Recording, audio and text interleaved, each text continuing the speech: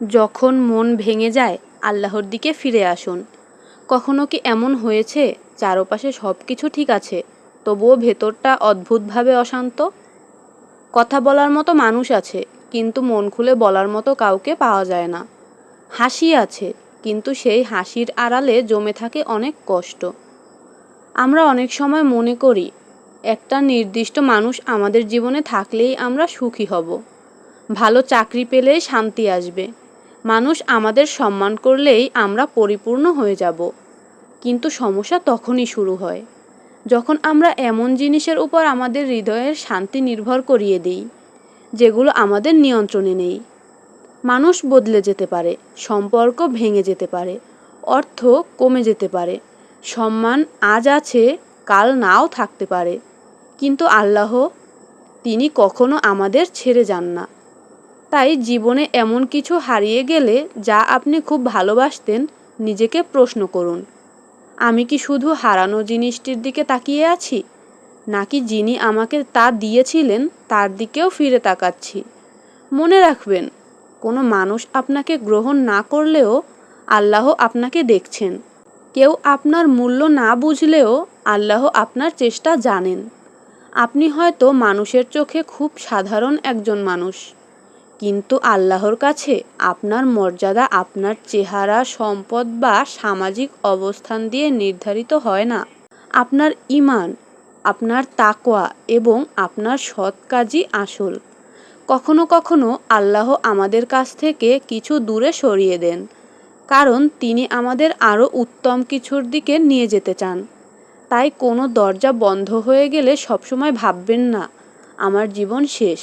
হয়তো সেই বন্ধ দরজার ওপাশে আপনার জন্য ক্ষতি ছিল, আর আল্লাহ আপনাকে রক্ষা করছেন। যখন বুকটা ভার হয়ে আসে, তখন মানুষের কাছে নিজের কষ্ট প্রমাণ করার চেয়ে আল্লাহর সামনে নিজের দুর্বলতা প্রকাশ করুন।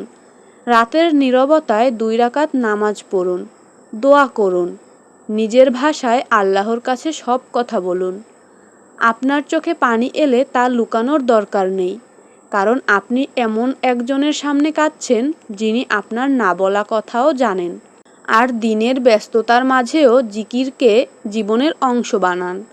কুরআনের সঙ্গে সময় কাটান, ইস্তিগফার করুন, আল্লাহকে বেশি বেশি স্মরণ করুন।